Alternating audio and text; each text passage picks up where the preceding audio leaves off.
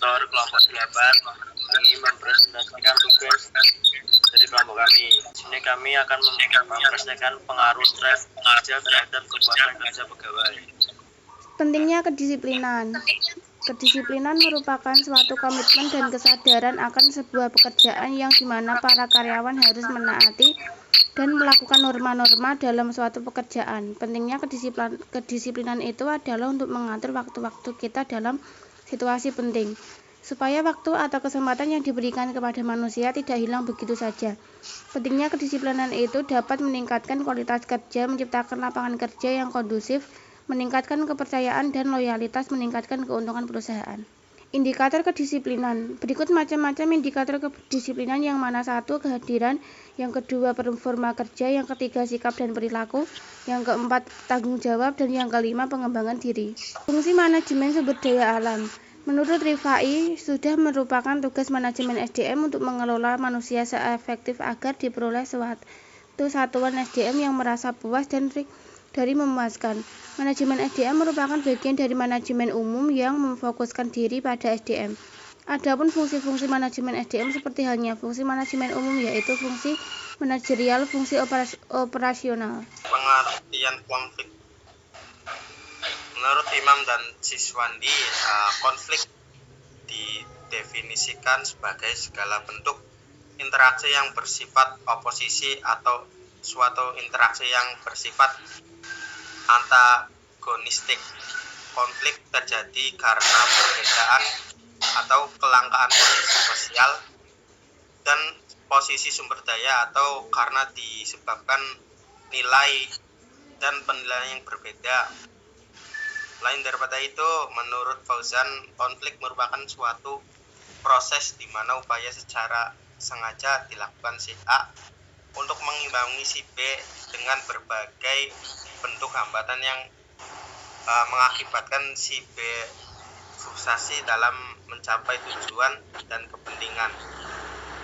Dan menurut Mangkunegara, konflik ialah suatu pertentangan yang terjadi antara yang diharapkan oleh seseorang terhadap dirinya, orang lain, organisasi dengan kenyataan apa yang diharapkannya. Tipe-tipe konflik yaitu ada 6 tingkatan.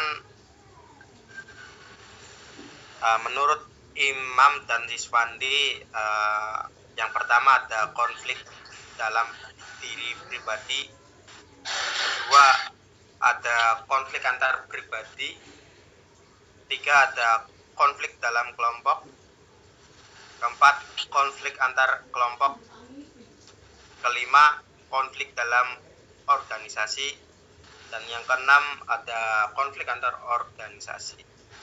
Tipe-tipe konflik, ada beberapa bentuk konflik dalam organisasi yang menurut Mangkunegara, diantara lain konflik hierarki atau hierarchical konflik, yaitu konflik yang terjadi pada tingkatan hierarki organisasi. Kedua, konflik fungsional konflik, yaitu konflik yang terjadi dari bermacam-macam fungsi departemen dalam organisasi. Yang ketiga ada konflik staf dengan kepala unit, line staff konflik, yaitu konflik yang terjadi antara pimpinan unit dengan staf yang berhubungan dengan wewenang atau otoritas kerja. Yang keempat, konflik formal informal, yaitu konflik yang terjadi berhubungan dengan normal yang berlaku di organisasi informal dengan organisasi formal. Selanjutnya ada faktor-faktor penyebab konflik. Yang pertama, adanya kepribadian yang saling bertentangan. Yang kedua, adanya sistem nilai yang saling bertentangan. Yang ketiga, adanya tugas yang biasanya kurang jelas dan seringkali bersifat tumpang tindih. Yang keempat, ada persaingan yang tidak tepat. Yang kelima, Adanya persaingan yang diberi fasilitas yang sangat terbatas. Yang tepat itu adanya tangan yang saling bergantung satu dengan yang lain. Dan kedelapan, komplikasi organisasi yang cukup tinggi. 9. Adanya kebijakan yang kurang jelas dan tidak dapat diterima secara rasional. Adanya berbagai tekanan yang cukup besar. 11. Adanya keputusan yang dibuat berdasarkan kolektif. Dalam hal ini, umumnya kelompok mayoritas yang mempunyai dominan. 12. Adanya keputusan yang dibuat berdasarkan konsensus. Adanya harapan yang sangat sulit untuk dipenuhi. 14. Permasalahan dilematis yang sangat sulit dipecahkan. Persaingan dan konflik. A. Persaingan dan kelas kerja. Menurut Gibson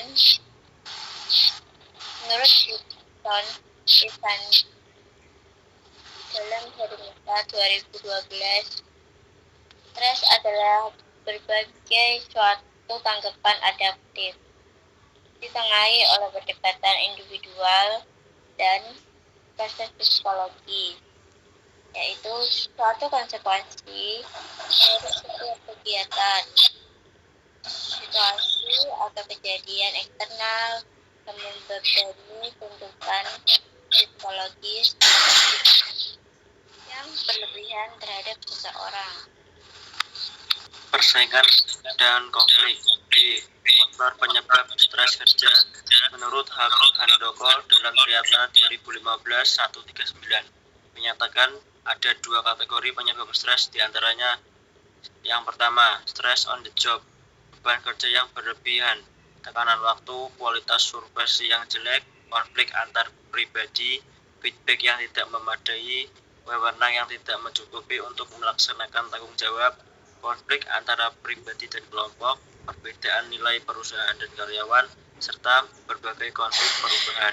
Yang kedua, stress of the job, kekhawatiran finansial, masalah-masalah fisik, perubahan yang terjadi di tempat tinggal, dan masalah-masalah pribadi lainnya.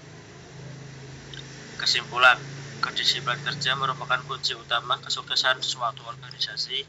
Oleh karena itu penting bagi perusahaan untuk membangun budaya disiplin dan memberikan penghargaan karyawan yang menunjukkan kedisiplinan kerja yang tinggi. Pengaruh stres terhadap kepuasan kerja pegawai bisa sangat signifikan. Stres yang berlebihan dapat mengurangi produktivitas, kesejahteraan mental, dan kepuasan kerja secara keseluruhan. Sekian dari kelompok kami. Bila ada kata yang kurang mengenakan, mohon dimaklumi. Terima kasih. Wassalamualaikum warahmatullahi wabarakatuh. Waalaikumsalam warahmatullahi wabarakatuh.